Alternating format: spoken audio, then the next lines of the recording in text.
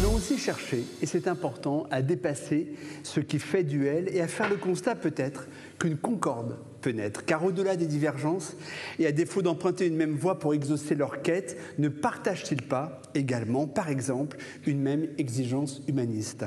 Nicolas Penin, vous étiez jusqu'à fin août grand maître du Grand Orient de France, c'est-à-dire le patron de la première obédience en France, avec 55 000 frères et sœurs.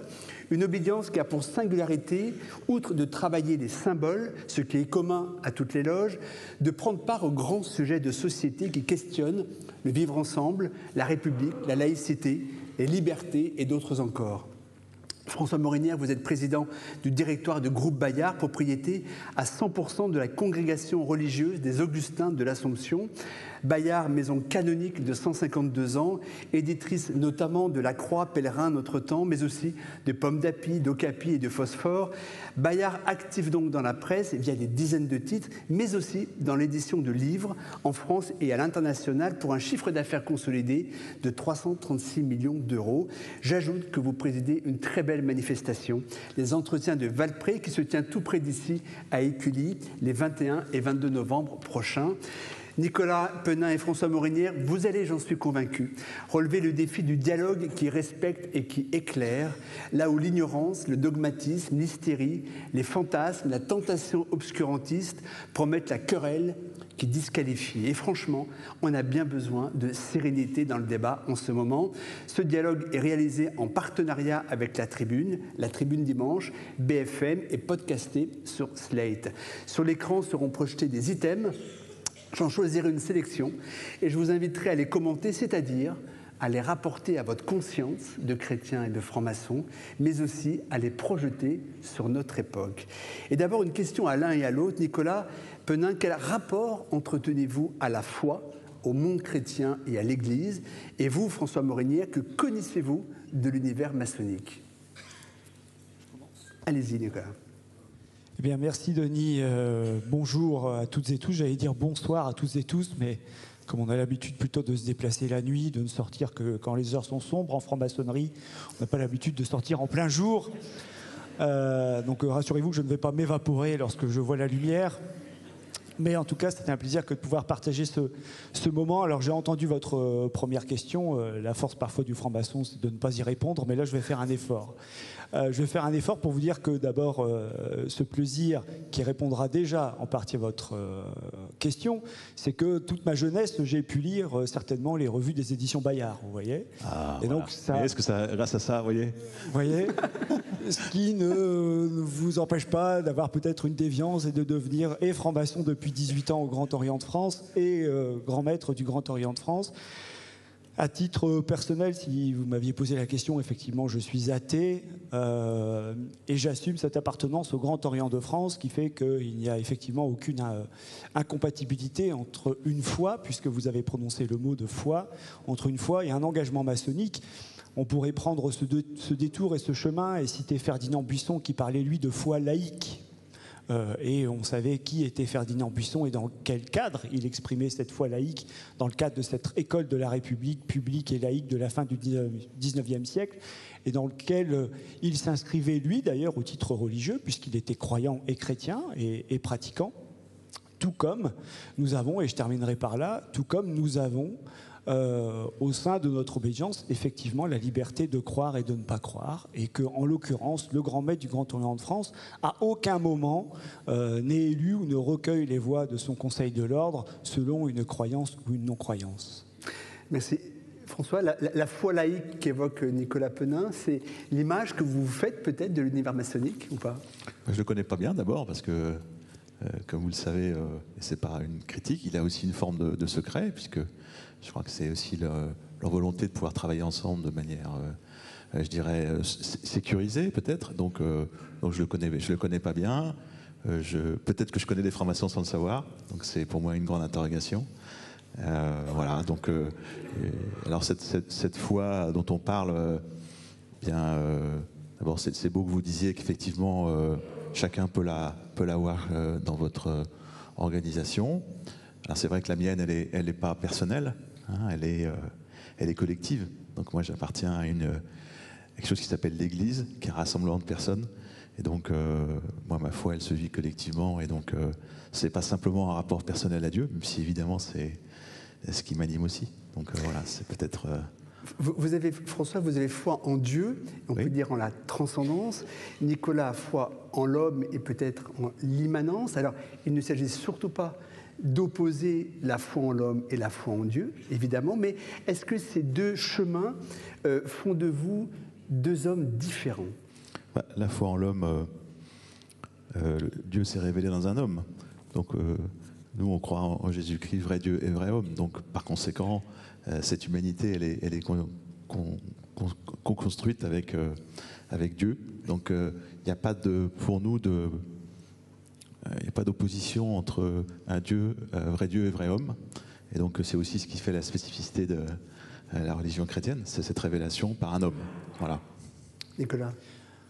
Alors je sors de 48 heures où je n'ai pas été retenu en otage puisque ça s'est très bien passé et qui m'ont libéré pour pouvoir vous rejoindre aujourd'hui avec des hommes et des femmes de la Fédération libérale protestante qui m'ont fait échanger sur Dieu, la tous les jours vous tapez des chrétiens et la maçonnerie. Donc je suis en train de me spécialiser, je pense que j'ouvre un créneau maçonnique. Vous êtes merci du temps passé avec nous. Si avec ça je ne finis pas au paradis, je n'y comprends rien. Voilà, c'est bien parti là, vraiment. Voilà. Mais pour revenir à votre question, et notamment de la croyance, pourquoi est-ce que je vous parle de cette expérience des 48 dernières heures? C'est parce qu'à un moment, j'ai animé un atelier avec 80 de ces hommes et de ces femmes, et j'ai posé cette petite question un peu provocatrice, mais qui pourrait correspondre à ce que vous veniez de dire. Je dis, mais finalement, vous croyez en Dieu parce que vous ne croyez pas en l'homme. Et j'ai vu des regards qui m'ont regardé un peu interpellé, d'autres qui étaient intéressés. En tout cas, ça a produit l'échange. Et dans ce que vous avez également dit, là où il faut faire attention, parce que chrétiens et francs-maçons, on a l'habitude dans ce pays, que ce soit pour des raisons maçonniques, religieuses, syndicales, politiques, à avoir, je vais le dire, des chapelles et des sous-chapelles. Vous avez des obédiences maçonniques où l'obligation de croyance existe.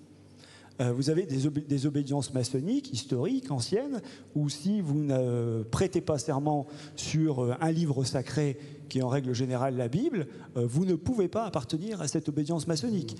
Là d'où je parle, c'est du Grand Orient de France, qui est effectivement la plus ancienne et la plus importante obédience maçonnique libérale adogmatique au monde. Pourquoi? Parce qu'elle est extrêmement minoritaire. Et que cette spécificité libérale et adogmatique, c'est parce que c'est l'histoire de cette République universelle et des Lumières de la France qui nous donne aujourd'hui cet adage.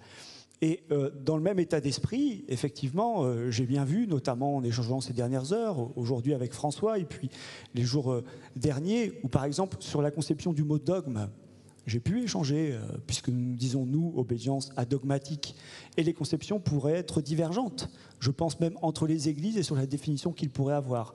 Nous, la définition que nous avons en termes d'adogmatisme, évidemment, c'est à un temps où cela s'est défini, donc à la fin du XIXe siècle, et ce qui était porté traditionnellement par l'Église catholique et romaine. Vivre son cheminement personnel, sa croyance, par l'Église pour l'un, par les règles maçonniques pour l'autre, est-ce quelque part aussi abdiquer sa liberté ou au contraire, est-ce ouvrir plus largement encore cette liberté?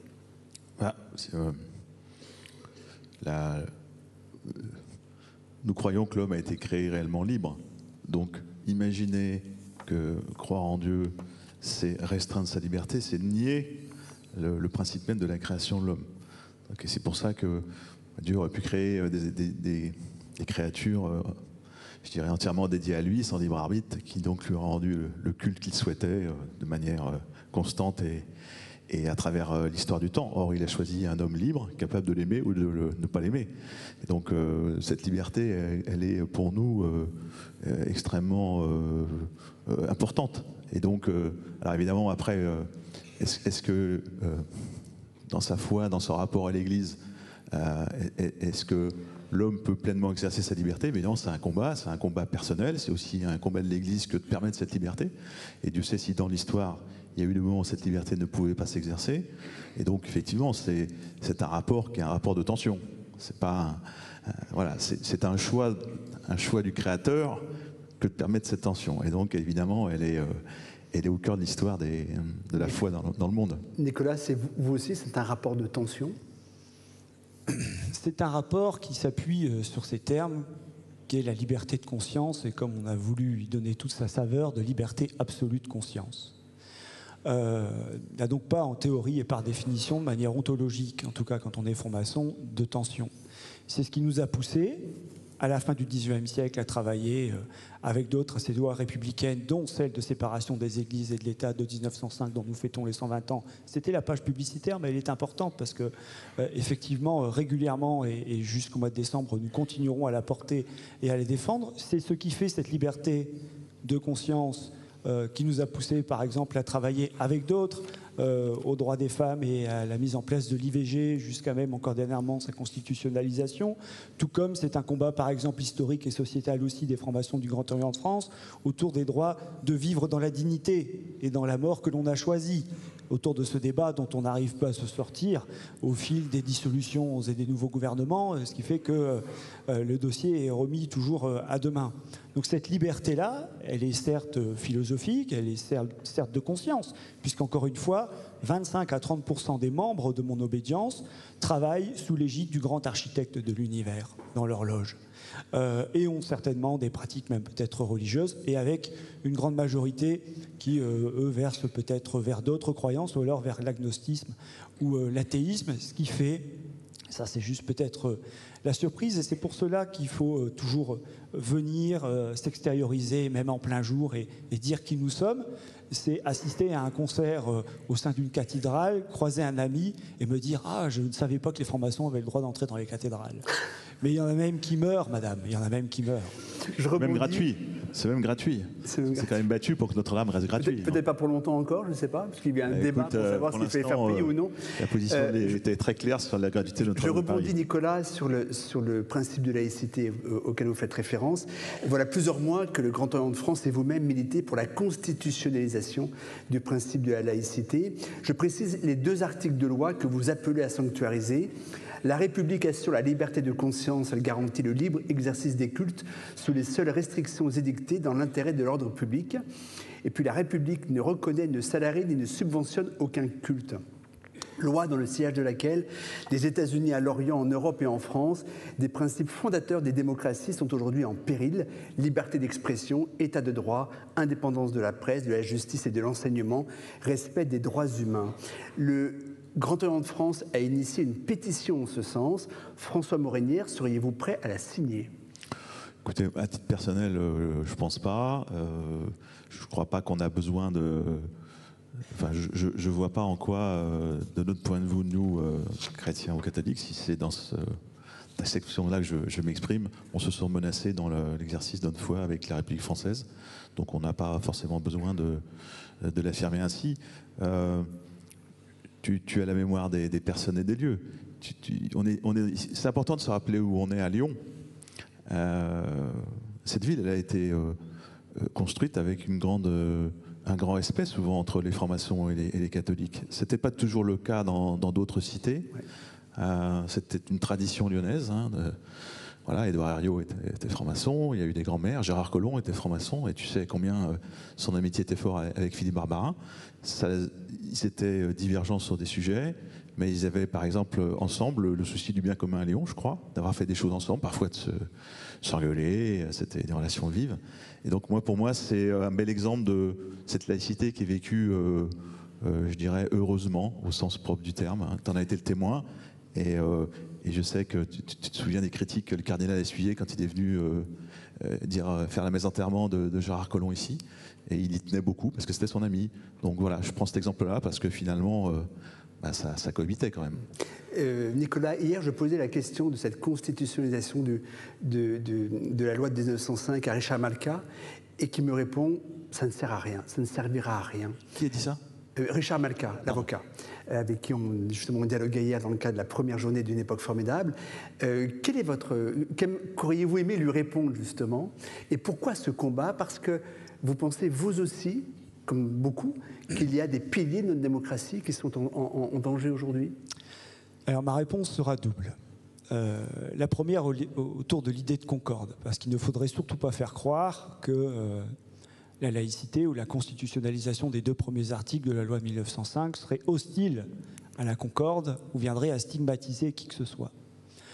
Parce que d'ailleurs, notre organisation, telle qu'elle est, elle est invitée régulièrement à pouvoir échanger avec notamment des églises. Je vous ai parlé de mon expérience d'hier, comme nous sommes invités très régulièrement par le culte juif, puisqu'en plus nous sommes voisins avec la grande synagogue dans le même arrondissement, donc on l'a vu régulièrement, et qu'il y a des rencontres qui peuvent être faites, un peu moins peut-être avec l'Église catholique romaine, puisque comme je dis souvent, nous n'avons pas de problème avec elle, mais c'est plutôt elle qui a des problèmes avec nous, puisque très rapidement, dès notre naissance, nous avons été excommuniés. Bon.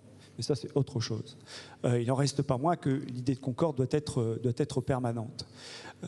Et cette constitutionnalisation que nous portons des deux premiers articles, dans une république qui est déjà de manière constitutionnelle laïque, nous disent aussi certains.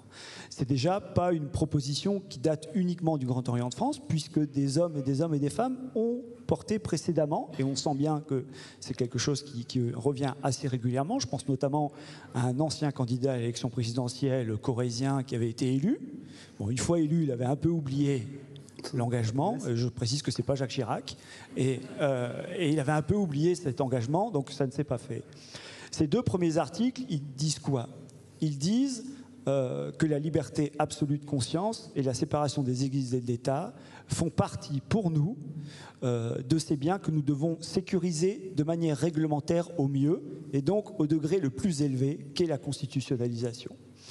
Pourquoi pensez-vous que nous avons, dans ce pays, constitutionnalisé l'interruption volontaire de grossesse si elle n'était pas menacée ? Si ça paraît si sûr, puisque ça paraît un droit acquis, pourquoi est-ce que nous avons été dans l'obligation et que cela a été fait ? Qui vous dit que demain, sur ces deux premiers principes, moi je vais vous rappeler deux exemples internationaux. Thomas Jefferson, un des premiers présidents des États-Unis, qui dit qu'il faut construire un mur entre l'Église et l'État. Vous voyez où nous en sommes aujourd'hui aux États-Unis. En Turquie, Atatürk, qui a laïcisé la Turquie et qui a donné le droit de vote aux femmes en 1934. Et vous voyez aujourd'hui où des régimes peuvent tendre. Nous ne sommes pas sûrs que demain, même en France, il n'y ait pas des hommes et des femmes qui souhaiteraient, pour de bonnes raisons, de tradition régionale, de tradition culturelle, parce que tout le monde ne se vaut pas, parce qu'il y a quand même des différences, venez mettre un coup de cadenas, justement, sur ce qui, pour nous, fait le cœur de cette loi, puisque ce sont les deux premiers articles qui sont les seuls dénommés comme principes. Je vais saisir un mot qui est clé dans vos deux itinéraires, c'est le mot fraternité. Et pour cela, je vous lis un extrait du récit de l'ex-chef d'état-major des armées, le général François Lecointre, qui interviendra tout à l'heure dans son livre « Entre-guerres ». La fraternité est la cheville ouvrière de son engagement militaire, je le précise, et de son propre cheminement humaniste. Et donc, voilà ce qu'il dit. La fraternité n'est pas un simple sentiment, elle n'est pas constituée d'émotions pures qui s'imposeraient à nous au gré d'affinités particulières que nous aurions la chance ou non de ressentir. La fraternité, c'est bien plus que ça. Il s'agit d'une disposition de l'esprit à laquelle chacun de nous doit s'astreindre, d'une posture morale par laquelle nous devons rechercher le besoin qu'inévitablement nous avons de l'autre, d'identifier chez lui les talents, la force, les faiblesses qui compléteront les nôtres et les équilibreront. Et il conclut par cette phrase très forte, « Être frère, c'est se défaire de soi ». Nicolas et François, je disais, la fraternité est centrale dans vos itinéraires. Cette citation du général Lecointre vous réunit-elle ? Alors, si tu me permets, on va remonter un cran. Je vais te répondre, hein, je ne suis pas homme politique, donc je ne sais pas ne pas répondre aux questions. Ma fraternité remonte d'abord parce que je crois à un créateur qui est Dieu. Donc Dieu a créé les hommes et les femmes, et donc tous les hommes et les femmes sont frères. Donc ça veut dire que par construction anthropologique, tous ceux qui m'entourent sont mes frères, puisqu'ils sont tous, quels qu'ils soient, les enfants de Dieu, quelle que soit leur croyance, leur religion, leur race évidemment.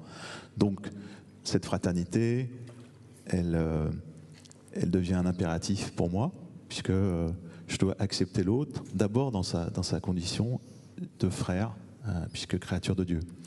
Et donc effectivement, après dans ce que dit le général Lecointre, c'est comment la vivre. C'est-à-dire qu'une fois qu'on a accepté ça, c'est pas très simple, parce que on est tous frères ici, mais je vous connais pas, peut-être que vous allez avoir un caractère qui s'oppose au mien, vous allez avoir des opinions qui sont contraires à la mienne, et donc comment je peux vous considérer comme frère ? eh bien, je dois vous considérer dans cette sacralité que vous portez en vous, qui est ce lien qu'effectivement je dois me décentrer pour mieux vous comprendre, parce que il y a en vous l'émanation d'un Dieu tout-puissant, et donc si je reconnais cette puissance créatrice, ben, je dois absolument essayer de découvrir en vous cette lumière de Dieu, cette bonté de Dieu, cette trace de Dieu qu'on a tous entre nous, même si elle est cachée parfois par nos faiblesses, nos défauts, nos traits de caractère. Et Dieu sait si c'est difficile, on le vit tous les jours. Mais voilà, c'est ça qui au fond de moi, anime le rapport à l'autre. Voilà, c'est pas simplement un rapport horizontal qui est très beau, hein, qui est dans notre constitution, mais c'est d'abord un rapport de lien avec l'Éternel qui fait que je vous considère comme un enfant ou une fille de Dieu. Et vous, Nicolas, est-ce que vous êtes très éloigné finalement de ce que François vient d'évoquer, ou quelque chose quand même vous rapproche de lui? Il y a des points qui nous éloignent. Je ne peux pas dire que c'est la reconnaissance de la lumière du Dieu qui monte en vous qui me permet de vous reconnaître. Denis, je ressens votre déception. Et, en l'occurrence, je ne peux pas vous le dire. Mais pour le reste, heureusement, et j'espère qu'il y a ce commun de fraternité. Vous savez de quoi nous mourons aujourd'hui, et je pense que certains de vos invités précédents ont pu le décrire. Ce sont ces bulles où nous passons perpétuellement les uns entre les autres, tel ce théâtre, et j'espère qu'ici s'exerce la différence. On pourrait en parler longtemps dans un cadre maçonnique, de ce lieu où règne justement la différence, parce que ces bulles familiales, professionnelles, je ne vous parle même pas des réseaux sociaux, et c'est certainement ce que vous avez dû abonder, où finalement nous nous rassurons parce que nous sommes entre nous. Faire justement République et République universelle, c'est bien le fait d'avoir ces communs en termes de fraternité, parce que moi c'est un terme que je lirai à un autre qui peut nous être cher, celui de l'altérité. Parce que justement, c'est je te reconnais comme tel. Je te reconnais comme tel, comme être, dans tes différences, dans tes croyances, dans ta culture. Et là aussi, c'est le fait d'avoir... vous savez, c'est cette chanson de Brel qui disait, je crois à la fin, alors certains peut-être la connaissent, ils vont susurrer le mot, je ne sais plus si c'est à mon dernier repas, mais où il dit « Tu n'es pas un homme, tu es même mieux. Tu n'es pas un Dieu, pardon, tu es même mieux, tu es un homme. » Voilà. Et donc c'est ce rapport d'altérité qui pour nous est central dans la fraternité. Et nous n'en avons pas le monopole, tels certains qui n'ont pas le monopole du cœur. L'altérité, François, ce n'est pas un mot qui est extrêmement présent dans le langage de l'Église. Non, mais c'est un très beau mot. Moi, je suis très, très heureux de l'entendre, très, très à l'aise avec. C'est le respect des différences. Et donc, effectivement, cette altérité, elle est tout à fait juste. Et nous avons... Enfin, voilà, elle est vécue. La première, d'ailleurs, l'actualité m'aide, puisque... Vous savez que le pape Léon a publié sa première exhortation apostolique la semaine dernière, Dilexité, je t'ai aimé. Et donc dans ce texte que je vous conseille de lire, il y a notamment l'altérité, l'altérité assez centrale qu'il écrit, c'est l'altérité aux pauvres. Dilexité, je t'ai aimé. Et donc cette altérité, elle est multiple, hein, comme vous l'avez dit. D'ailleurs, on parlait tout à l'heure d'un événement tragique à l'école. L'école doit être le lieu absolument d'éducation à l'altérité. C'est là que ça se passe. Et on sait que c'est difficile. C'est la vie, il y a des gros, des petits, des moches, des machins, il y a des cheveux courts, des roux. C'est là que l'acceptation de l'autre, elle est au creuset. Voyez, parce que si ça se passe là, c'est gagné, parce qu'après, j'ai commencé à comprendre que l'autre était différent, et que je suis très heureux avec lui. Et je suis pas forcément, il aime le foot, j'aime le rugby, il est comme ci, comme ça. Mais je reviens, pardon, François. Donc tu vois, cette altérité-là, pour moi, elle est fondatrice. Voilà. Et par exemple, donc voilà, nous, la relation aux pauvres, c'est une différence qui est un impératif catégorique, je dirais, si je peux prendre un mot comme ça, que par exemple le pape Léon nous donne la semaine dernière. Je reviens, pardonnez-moi, je reviens simplement, mais j'entends bien sûr ce que vous dites, parce qu'il y a un lien évidemment. Je reviens à la fraternité. À quelle limite éthique doit s'exercer la pratique de la fraternité? Est-ce qu'il y a des limites éthiques à l'expression de la fraternité? Enfin, moi, de prime abord, là où il pourrait y avoir des limites éthiques dans la fraternité, ça dépend de la définition du mot fraternité, c'est que nous n'avons pas la capacité à être tolérants avec les intolérants. Voilà, c'est peut-être la limite que je vous donnerai si rapidement je devais la chercher. Pourquoi je vous dis cela? Parce que le cours de l'histoire nous a montré, et certains philosophes ont pu d'ailleurs l'étayer, que la tolérance, c'est peut-être un mot important, et la fraternité, et l'altérité, et la reconnaissance de l'autre dans ses différences, mais certainement peut-être pas avec ceux qui veulent votre propre mort. Dans ce que vous êtes. Vous savez, c'est la définition, je ne sais plus qui définissait le crime contre l'humanité de ce type, c'est vouloir vous tuer parce que vous êtes né. Et lorsque cela relève de ce type de comportement, là, effectivement, il pourrait y avoir une absence de fraternité, car c'est l'enjeu même de cet universalisme et de cette relation fraternelle qui est mise en jeu et qui est attaquée. Si tu veux, nous, la fraternité, elle s'exerce aussi par l'expression d'un mot qui est impropre, qui est le mot commandement. C'est une mauvaise traduction, c'était plutôt une indication, une aide. Et donc effectivement, nous, la limite de la fraternité, ça peut être l'infraction évidente à un commandement. Voilà, tu ne tueras pas, tu ne voleras pas. C'est des règles. Tu n'acceptes pas de faire à l'autre ce que tu ne voudrais pas qu'on te fasse. Voilà, donc ça, c'est quand même des règles avec lesquelles on vit. C'est des règles de vie commune. Et on voit bien d'ailleurs que parfois, il y a des systèmes religieux qui commencent justement, alors soit ils sont alimentés par l'intolérance, quel qu'il soit, ou par l'empiètement sur des règles de fraternité, comment dirais-je, obligatoires dans un pays comme le nôtre. L'intolérance est intolérable en maçonnerie. Est-ce que ça signifie, et je poserai bien sûr la question, je vous pose également la question François, est-ce que la doctrine que porte l'extrême droite est-elle intolérable en maçonnerie? Et François, on a l'impression qu'elle ne l'est pas dans le monde chrétien. Alors je vais vous dire, j'entends parfaitement cette description, et encore une fois, moi je m'exprime au nom du Grand Orient de France. Enfin en tout cas en tant que maçon du Grand Orient de France.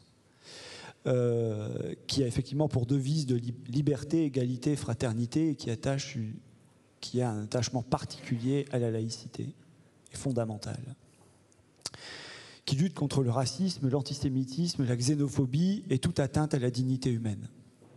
Lorsque vous avez dit cela, toutes celles et ceux qui portent ces idées, et qui ont porté ces idées de manière historique dans ce pays, n'ont rien à faire chez nous. Quand je dis n'ont rien à faire chez nous, c'est que l'obédience à laquelle j'appartiens ne possède aucun député d'extrême droite à jour de cotisation dans ses membres. Et ce n'est peut-être pas le cas de toutes les obédiences. Parce que justement, nous avons cet engagement initiatique, fait de spiritualité, d'outils, de symboles, et cet engagement républicain qui est historique et qui est le nôtre. Sinon, nous n'aurions pas été 30 000 avant la Seconde Guerre mondiale pour ne plus être que 6 000 après. Entre les deux, ils ne sont pas partis en vacances, ces hommes et ces femmes.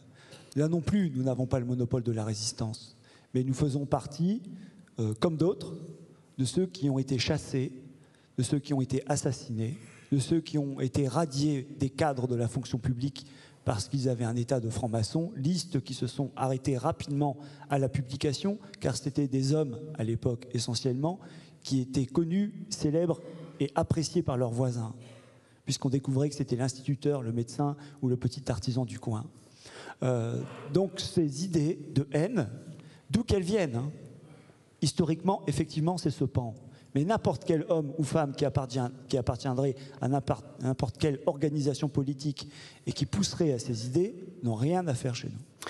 François, être d'extrême droite n'est pas du tout un motif d'excommunication, j'allais dire, au sein de l'Église. Ou d'extrême gauche d'ailleurs. J'ai également vous poser la question parce que l'autre spectre politique aussi. Parce que j'ai entendu l'énumération. Suscite la beauté de la question. Etc., voilà. Mais je voulais vous entendre quand même là-dessus. Alors.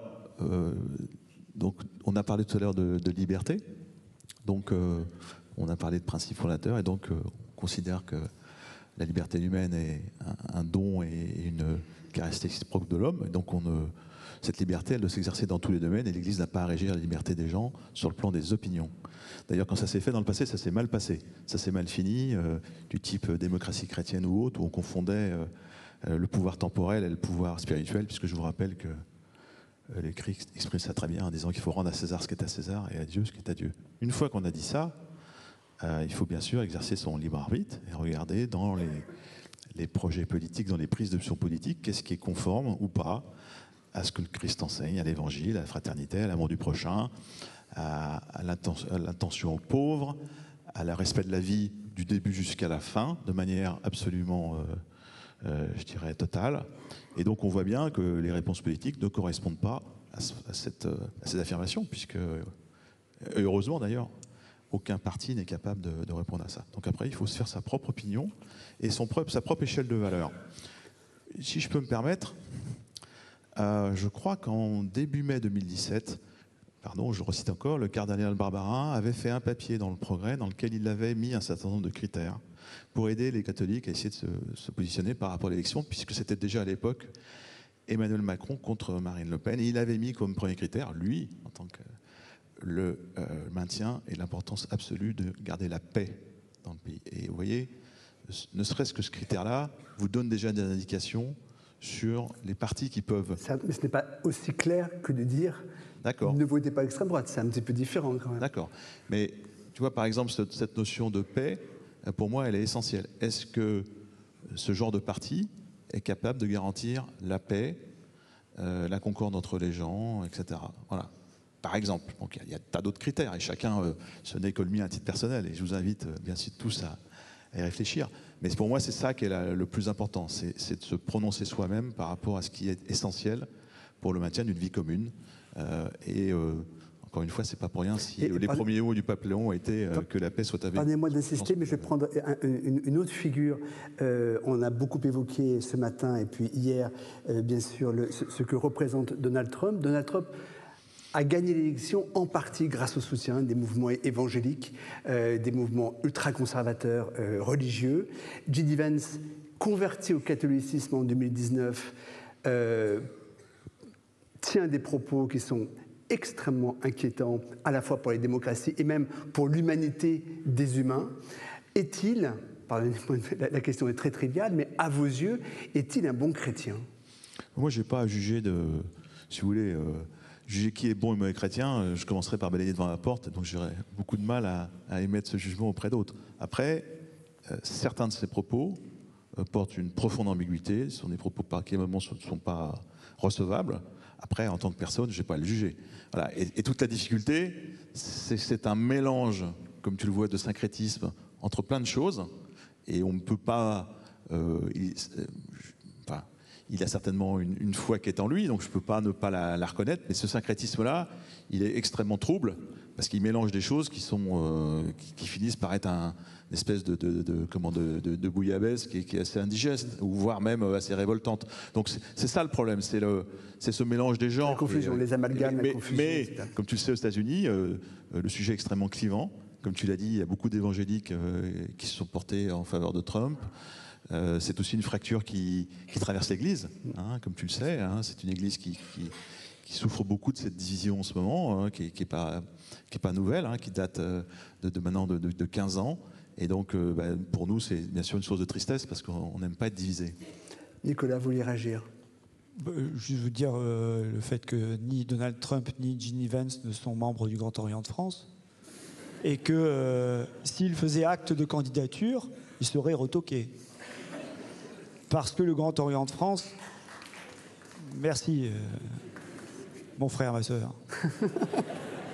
Mais pourquoi ? Pas simplement parce qu'ils sont dans cette caricature loin de la folie, parce qu'on se rend bien compte que la définition pernicieuse, programmée, assumée de leur programme est tout sauf un moment d'égarement. Ce qui m'a frappé l'autre jour, c'était dans le discours après la mort du gars là. Oui. Charlie Kirk. Ouais. Parce qu'il a eu une phrase incroyable. Il a dit la différence entre Kirk et moi, c'est que Kirk aimait ses ennemis, et moi je les hais. C'est très spectaculaire. C'est un propos dingue. Je veux dire, j'ai trouvé ça saisissant qu'un type puisse dire, en fait, j'ai la haine de mes ennemis, quoi. Je veux dire, mes adversaires. Moi, ça m'a fendu le cœur, quoi. Un mec qui est le plus puissant du monde, qui est capable de dire, je hais mes ennemis, c'est terrible, quoi. C'est terrible. Et donc s'il n'y a pas d'appartenance, c'est parce que notre association, déclarée en préfecture, est une communauté de valeurs. Et c'est ce que nous disons aux hommes et aux femmes qui ont peut-être leurs opinions, leur engagement, mais s'il est incompatible avec notre règlement général, notre constitution, c'est-à-dire les statuts de notre association et cet engagement humaniste, ils peuvent très bien être heureux ailleurs, mais pas chez nous. Le Grand Orient s'est exprimé en faveur d'une loi sur la fin de vie progressiste au nom de la séance, je le cite, de la société, de la démocratie. Au sein de l'Église, c'est un euphémisme de dire que cette loi est combattue. Quelque chose peut-il vous réunir ou c'est peine perdue sur un sujet comme celui-ci qui est un sujet éthique absolument fondamental? Vous savez, moi j'ai rencontré Jonathan Denis, donc le président de l'Association du droit à mourir dans la dignité, et c'était après une première censure gouvernementale. Il m'a dit qu'il était effondré, mais plus encore les militants de cette association, parce que pour la 3e fois, il touchait au but d'aboutir à quelque chose qui était construit et dont nous ne sommes toujours pas sortis à l'heure actuelle, puisque si les fourches codines de l'Assemblée nationale ont été passées, celles du Sénat, toujours pas. Et si une chose peut nous réunir, c'est bien celle de l'expression démocratique. C'est-à-dire que ni François, ni moi, ni vous, et à moins qu'il y en ait dans la salle, mais faisons la loi. Nous pouvons amener, nous pouvons enrichir, nous pouvons alimenter le débat. Mais il y a un moment où chacun doit prendre ses responsabilités. Et lorsqu'il s'agit d'une loi, c'est bien le législateur. Nous sommes dans ce pays, parfois, et ce n'est pas le propre de la France, assujettis au fait que tout le monde soit des experts ou des législateurs en puissance. Vous savez, tels que les 60 millions de sélectionneurs de l'équipe de France de football, ou des 60 millions de ministres de l'Éducation nationale, puisque tout le monde est allé à l'école. Dans cet ordre d'idées, nous avons effectivement un engagement historique autour de Henri Caillavet, à qui nous avons donné le nom d'une de nos salles, l'une des plus belles et des plus vivantes, puisque c'est notre salle de restauration au 7e étage du 16 de la rue Cadet, et qui disait que cette loi, et vous pouvez relire là aussi les propos qu'il avait, ils étaient dès les années fin 60, début 70, très durs et très clairs, loin de ce à quoi nous allions peut-être aboutir. Et il disait que c'était une loi républicaine. Parce que tout d'abord, c'est la liberté de choisir ses derniers jours et la manière de vivre le plus dignement. C'est ça, liberté. C'est l'égalité de ne pas être dans l'obligation de traverser une frontière et d'avoir les moyens financiers pour aller mourir, vous où vous êtes ici, à quelques centaines de kilomètres, parce que vous en avez les moyens alors que d'autres souffrent. Et c'est la fraternité, parce que vous ne pouvez pas rester insensible à la souffrance de votre voisin ou de votre voisine. Et il terminait en disant que c'était une loi laïque, parce qu'aucune église et aucun culte n'avait à vous dire la manière dont vous devez finir vos jours. François, quand l'Église combat cette loi, elle se met en marge de la République. Première question. Et deuxième question, fait-elle affront, bon. Non, pardonnez-moi, fait-elle affront à la dignité de l'individu? Alors oui, c'est le problème de la signification des mots. Donc bien sûr qu'on a le droit en République de ne pas être d'accord sur un projet de loi quand même, je crois. C'est pas d'ailleurs pour ça qu'il ne va pas être adopté, mais donc effectivement, l'Église s'oppose à l'euthanasie depuis très longtemps, et donc elle le fait avec les moyens qui lui sont donnés, et elle le fait surtout parce qu'elle écoute ce que dit le corps médical français, dans sa grande majorité, comme vous le savez, qui pose beaucoup de questions et s'oppose de manière très forte aux dispositions de cette loi. Il y a plus de 1 million de soignants de toutes les disciplines qui ont exprimé déjà dans plein d'endroits leur grande réticence ou leur grande interrogation par rapport à cette loi. Donc je pense que le sujet dépasse pour moi la question de la religion, si je peux me permettre. C'est d'abord un sujet effectivement de société. après que l'Église y voit le respect de la vie du début jusqu'à la fin, ça c'est une vision, je dirais, propre à l'Église et propre à la foi, mais c'est avant tout d'abord une question de société sur laquelle beaucoup de gens se posent des questions, c'est le moins qu'on puisse dire, même si effectivement, comme vous le dites très bien, il y a un débat démocratique, on va voir ce qui se passe au Sénat, on va voir quel type d'amendements sont proposés. Une des grandes... on a quand même obtenu le fait que, ce qui était un peu absurde, la loi sur les soins palliatifs soit déconnectée de la loi sur l'euthanasie, puisqu'on nous avait essayé de nous faire un fourre-tout dans lequel il fallait, c'était un menu qui n'était pas un menu à choix. Donc on a déjà obtenu cette séparation, et d'ailleurs la loi sur les soins palliatifs, je pense sous votre contrôle, a été adoptée, je crois, à l'unanimité à l'Assemblée nationale, ce qui est une très bonne nouvelle. Donc on va suivre le débat dans les prochaines semaines. Pardonnez-moi, François, opposer les soins palliatifs à la loi sur la vie, je sais, mais en soi, c'était contestable. Il y a eu une convention citoyenne qui a fait des travaux absolument exceptionnels pour préparer justement cette loi. Vous évoquez un corps médical hostile. Il y a effectivement une partie du corps médical qui est hostile, mais une autre partie importante du corps médical qui n'est pas du tout hostile et au contraire qui milite en faveur. On voit bien que c'est un sujet... Mais il y a beaucoup de... Moi, je te rassure. Moi, j'ai fait un sondage auprès des catholiques pratiquants occasionnels réguliers. C'est pas du tout blanc et noir. J'imagine bien, bien sûr. Loin de moi l'idée de te dire que le corps médical est opposé à ça. Je dis simplement, une partie du corps médical non négligeable s'est exprimée sur ce sujet. Je ne dis pas du tout que c'est unanime, et c'est ce loi aussi compliqué que ça. Une des choses, c'est qu'on respecte la vie exprimée par les gens, y compris d'ailleurs au sein de l'Église, puisque c'est pas du tout...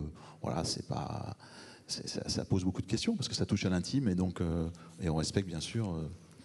j'espère, l'opinion des gens, quelle qu'elle soit. Nicolas, vous voulez rebondir? Oui, juste un mot là-dessus. Je crois quand même qu'il y a une grande hypocrisie. Tout le monde voit bien, et tout le monde a aussi connaissance parfois de la fin de vie d'hommes et de femmes. Il ne s'agit pas dans le même temps que d'avoir un stand ouvert à un suicide généralisé. Il y a quelque chose, juste pour terminer sur ce point, dont il faut quand même avoir conscience, que ça soit sur cette loi, comme sur d'autres. Vous prenez, nous étions à quelques heures de la panthéonisation de Robert Badinter. Lorsqu'on a mis fin à cette peine de mort, nous n'étions pas la lumière qui venions éclairer l'Occident ou le monde. Nous étions dans les derniers. Nous serions là, presque en passe d'être les derniers. Non, c'est pas vrai. Il y a beaucoup de pays d'Union européenne, pays dans le monde, l'Espagne ou le Portugal, qui a légiféré. C'est une minorité de pays dans le monde. Et qui a encadré. Je suis pas d'accord. Vous voyez, la différence entre le franc-maçon, c'est qu'il ne coupe pas son interlocuteur. Mais qui a encadré. Mais on lui pardonnera. Dieu lui pardonnera. Moi, je peux. Moi, c'est lui qui compte. Dieu peut-être, mais moi, je peux. D'ailleurs, je vais vous révéler un secret là-dessus. Restez. Et donc, il y a eu, notamment en Espagne ou par exemple au Portugal, et où la difficulté, là, c'est la clause de conscience du corps médical, ce qui est tout à fait respectable. Mais ce n'est pas, en tout cas, l'aspect juridique, puisque le véhicule existe. Et que même à la Chambre des communes, le débat a été ouvert aussi. C'était les avant-derniers à pouvoir le faire. Et donc, il faut avoir aussi cette maturité. Ce n'est pas parce qu'ailleurs ça s'est déroulé que nous aurions l'obligation de le faire. Je le partage tout à fait. Mais ça ne veut pas dire non plus que nous devrions être perpétuellement en retard sur une réalité. Parce que, comme vous l'avez dit, je ne partage pas le fait que ce soit une écrasante majorité du corps médical, parce que les chiffres ont bien évolué, et effectivement, il y a des sondages qui nous donnent une majorité qui sont favorables. Et juste pour vous révéler le secret, François, ne soyez pas impatient. J'ai l'éternité devant moi. Et derrière aussi, parfois. Mais ça, c'est un de nos frères, Pierre Dac, qui disait que vous l'aurez devant, sauf quand vous vous retournez. Mais c'est la manière de reconnaître un franc-maçon. C'est celui qui vous laisse terminer votre phrase. Et je dis ça parce que sur les chaînes d'information continue, parfois, je dis aux hommes et aux femmes qui sont dans les salles, vous voyez qu'il n'y en a pas beaucoup à la télé. L'un et l'autre avaient évoqué le mot secret. Et je vais justement rentrer à l'intérieur de ce mot secret, chacun dans son domaine. L'Église est infestée depuis des dizaines d'années, et sans doute bien davantage, par le comportement de prêtres qui ont agressé sexuellement ou violé des enfants, qui ont brisé leur vie. Dans un tout autre domaine, évidemment, celui de supposées collusions affairistes, le monde de la franc-maçonnerie a été souvent pointé du doigt. Ce qui est commun aux deux cas, c'est justement le secret qui enveloppe le fonctionnement des institutions, un secret qui, à l'extérieur de ces institutions, libère les fantasmes et malmène la confiance. Comment protéger le secret sacré sans qu'il protège l'inacceptable? Je commence avec vous, François. Alors effectivement, on a forcément là aussi beaucoup à balayer dans notre porte, donc je me garderai bien de porter un jugement sur le secret des loges franc-maçonnes, sachant qu'on a eu aussi, nous, cette omerta, hein, qui a pendant longtemps, et qui continue d'ailleurs, hein, donc il ne faut pas croire que le problème est réglé, hein, cette omerta qui a couvert un certain nombre d'exactions inacceptables. Donc effectivement, il faut absolument permettre une liberté de parole dans l'Église qui est beaucoup plus forte qu'elle ne l'a été par le passé. Donc c'est un impératif de ce temps, certainement un changement majeur pour l'Église par rapport au passé, puisque c'est d'elle dont on parle, puisqu'on parle de l'institution. Et donc il faut continuer à mettre en place des réflexes et des façons de procéder et qui font que voilà, tout signalement peut être possible. Hein. Tu le sais, il y a maintenant beaucoup d'accords entre beaucoup de diocèses et les procureurs pour que justement tout un système de signalement soit fait très très vite auprès des procureurs dès qu'on a un souci, un soupçon. Évidemment, alors après, c'est ce qu'a dit aussi le pape Léon fin mai, il y a eu aussi des erreurs judiciaires, il y a aussi, comme tu le sais, des prêtres qui ont été accusés à tort, donc il faut faire très attention à ça. Donc il faut trouver le bon équilibre entre le respect de la présomption d'innocence, mais en tout cas avoir des systèmes de ce qu'on appelle whistleblow dans les entreprises, qui fait qu'on peut signaler très vite ces choses-là, et aider les gens à témoigner, les inviter fortement à faire un signalement juridique. Donc tous ces systèmes-là, il faut les mettre en place. C'est très long parce que ce n'était pas la pratique, comme tu le sais. Et donc, pour changer les pratiques, ça prend du temps dans une organisation qui est millénaire et qui a à se réformer fortement. C'est moins qu'on puisse dire sur ce sujet et sur lequel on a encore beaucoup à apprendre d'autres organisations qui sont beaucoup plus efficaces que nous. Nicolas, les supposées collusions affairistes, notamment, je pense à ce qu'on appelle les fraternelles, hein, qui réunissent des francs-maçons d'un même secteur d'activité. Est-ce que finalement, elles ne sont pas l'expression de ce que j'évoquais tout à l'heure, l'expression d'une fraternité sans bord, c'est-à-dire sans limite? Oui, on pourrait l'interpréter comme ça. Je ne suis pas sûr que devant le juge, ça puisse tenir longtemps, si c'est ton mode de défense, par un excès de fraternité. Tout à l'heure, je rappelais, notamment dans le cadre adogmatique dans lequel je me positionne de franc-maçon du Grand Orient de France, que la maçonnerie est diverse. Je tiens à le préciser. Vous savez, vous pouvez avoir n'importe quelle organisation et il suffit que vous ayez quelqu'un qui effectue un acte contraire à la loi et on pourrait vous dire c'est tous les politiques ou c'est tous les religieux ou c'est tous les syndicalistes ou c'est tous les journalistes ou c'est tous les francs-maçons. Je crois que ça varie entre 47 et 250 le nombre d'obédiences en France reconnues par le ministère de l'Intérieur parce que c'est assez complexe parfois selon les études. Pourquoi ? Parce que ce sont des associations déclarées et que pour certaines, vous avez 3 associations locales qu'on appelle des loges, dont le grand maître et le mari ou l'épouse et dont l'adjointe et l'épouse ou le mari, et qui font des affaires. Donc il y a toutes les qualités. La maison à laquelle nous appartenons, c'est effectivement une maison qui, alors nous ne sommes peut-être pas millénaires, mais on a déjà 300 ans, 250 sous cette forme, c'est un bon début, et c'est une maison qui est gage de sérieux.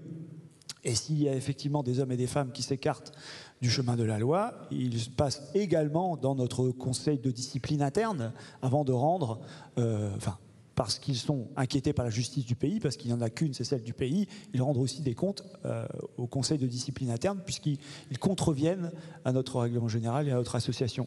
Donc ces affaires, là je ne ferai pas de pointe d'humour en disant que je vous donnerai mon RIB, mon cher Denis, pour le virement, mais ces affaires et ces hommes et ces femmes qui peuvent les effectuer, ou parfois même des cabales, c'est grave, c'est sérieux.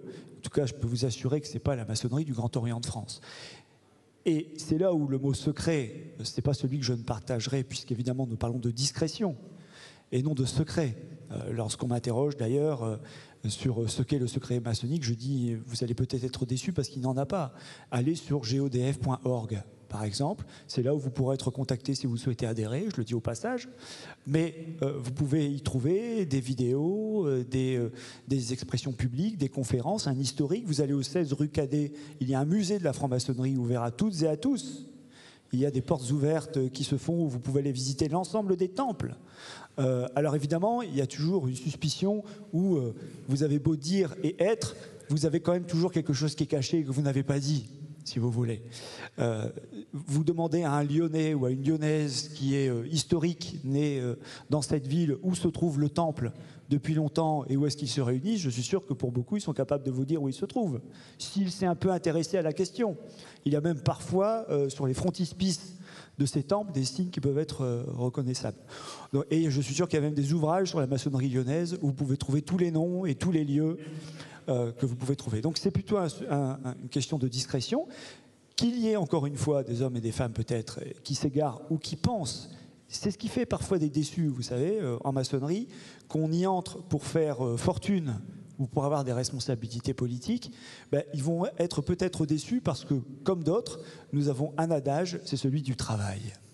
Et le travail, il faut beaucoup travailler pour pouvoir recevoir son salaire, ce qui nous arrive chez nous. Très régulièrement, vous recevez votre salaire pour passer de grade en grade, mais malheureusement, à la fin, c'est vous qui, quand même, au bar, pouvez payer de votre poche pour fêter ça. Juste avant de faire venir Étienne Klein pour conclure, j'ai une question pour vous, François, en particulier. Et si, je reviens à l'extrême droite. Si elle arrive au pouvoir, à Matignon ou à l'Élysée, elle le devra, en partie, aux médias Bolloré, comme Trump le doit en partie sa victoire à Fox News et à bien d'autres médias de la sphère MAGA. Bolloré, je le rappelle, CNews, JD News, Europe 1, JDD notamment. Mais elle le devra aussi, Bolloré, c'est aussi une maison d'édition. Aujourd'hui, Hachette, avec notamment Fayard et d'autres marques.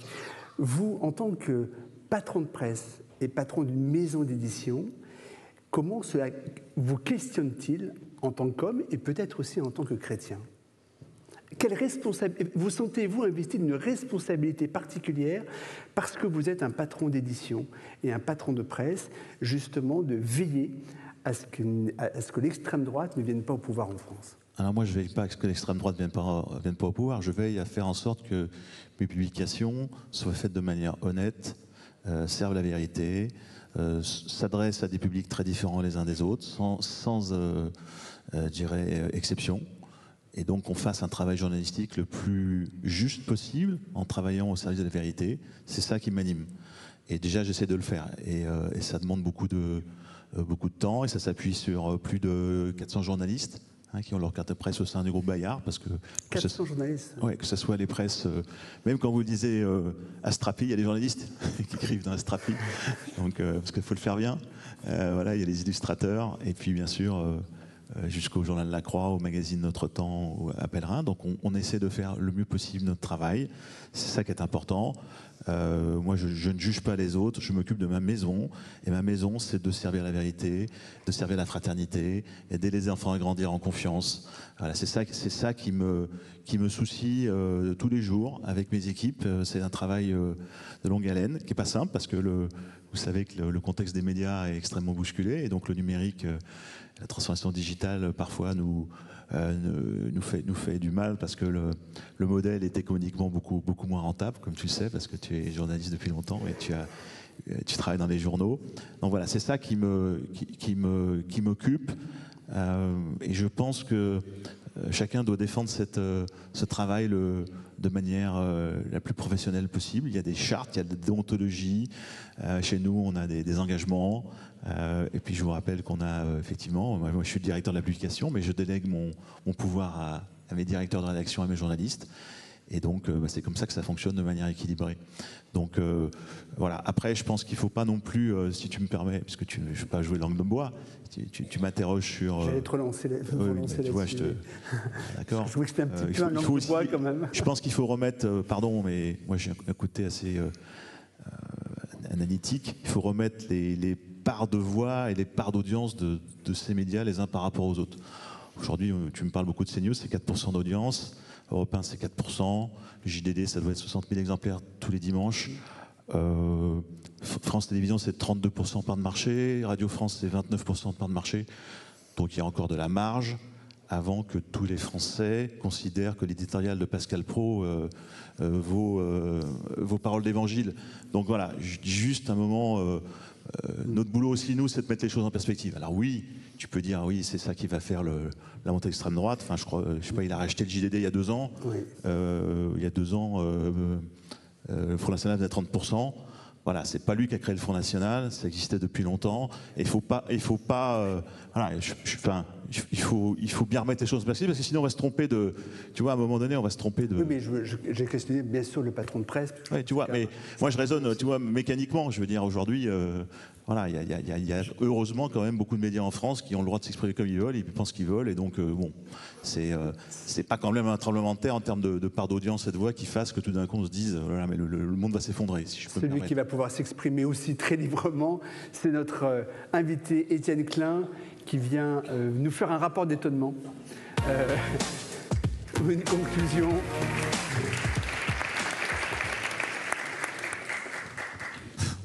Non mais c'est de plus en plus dur, quoi. Comment on va se récupérer à la fin de la journée ? D'abord, je vais mettre les cartes sur la table. Moi, je suis d'une famille catholique, hein, je suis allé au catéchisme, j'avais des parents très croyants, etc. Et je m'en suis éloigné petit à petit parce que je ne comprenais pas toujours ce que disaient les prêtres à la messe et j'interrogeais le langage. Ce qui m'a éloigné, ça peut être une rupture, mais quand même un éloignement, c'est le fait que je ne comprenais pas les phrases. Bon. Et je me suis plus intéressé à ce qu'on peut savoir qu'à ce qu'on peut croire. Finalement, on est entouré de mystères, on l'a dit ce matin, et moi je vis très bien avec l'idée du mystère, c'est-à-dire avec l'idée qu'on n'a pas besoin de répondre à des questions dont on n'a pas les réponses. Voilà. Et on les laisse flotter, et on n'a pas besoin de s'étriper à propos des questions des réponses qu'on pourrait leur trouver, puisque nous ne les connaissons pas. Bon. Et ce que j'ai beaucoup aimé dans votre discussion, c'est que moi j'ai longtemps cru que le sens étymologique du verbe débattre, c'est ce qu'il faut faire pour ne pas se battre. Donc on s'assied, on discute, on se coupe pas trop la parole, en effet, et à la fin, on sait ce sur quoi on est d'accord, ce sur quoi on n'est pas d'accord, et si on veut se battre, on le fait, mais on le fait en connaissance de cause, et non pas sur des a priori qui se seraient installés avant que la discussion commence. Alors on m'a dit que cette origine était discutée, mais peu importe, j'aime bien l'idée que débattre, c'est faire ce qu'il faut pour ne pas se battre. Et vous avez dit des choses qui m'ont rappelé ma jeunesse, au sens où vous avez dit des phrases qui, quand j'étais jeune, me surprenaient parce que je me demandais ce qu'elles voulaient dire. Par exemple, vous avez dit, je parle de François Morinière, l'homme a été créé libre. L'homme a été créé libre. D'abord, ça veut dire qu'il a été créé. On entend presque créé ex nihilo, alors qu'il a été quand même la suite d'une généalogie très très longue. Et le mot libre, d'emblée, il arrive, il est libre. Et puis vous avez dit une phrase du même type, vous avez dit « Nous croyons en la liberté absolue de conscience ». Wow. Je ne sais pas comment vous faites pour... Parce que par exemple, les neurosciences toutes récentes, il y a un livre qui vient de paraître, écrit par des chercheurs de l'Institut de l'ICM à Paris. Le livre s'appelle Le cauchemar de Descartes. Il démontre qu'en fait, que quand on prend une décision qui percole dans notre conscience, donc on a l'impression d'avoir pris une décision. En fait, ils ont montré que c'est faux. Il y a une activité neuronale qui précède la décision, qui détermine la décision. Autrement dit, notre cerveau n'en fait qu'à sa tête. D'accord ? Et ensuite, la conscience, elle suit le mouvement, quoi. Donc, je ne dis pas qu'ils ont raison. Je dis que la question même du libre arbitre est posée. Est-ce qu'on est vraiment libre ? Si on est, et c'est même pas l'inconscient freudien qui est sollicité là, c'est une activité neuronale. Donc, d'une façon générale, c'est qu'est-ce qu'on fait des connaissances quand il s'agit d'aborder la question du croire ? Voilà. Cette question, moi, c'est celle qui m'intéresse. Et je suis toujours fou de rage quand je vois en librairie des bouquins sur science et foi, etc., où on prétend que la science démontre ou donne des indices démontrant l'existence de Dieu. C'est à la fois du mépris pour Dieu, parce que ça veut dire que Dieu pourrait démontrer scientifiquement comme on a démontré l'existence de l'atome. D'abord, quelles sont les caractéristiques de Dieu qui permettraient de dire qu'on a démontré son existence par la science? Quelles sont les propriétés qu'il a qui permettent de dire qu'il existe? Bonjour, ça c'est jamais dit. Et puis c'est aussi du mépris pour la science, parce que ça sous-entend que la science est capable de trancher à propos de questions qui ne sont pas dans son escarcelle. Donc d'aller au-delà d'elle-même.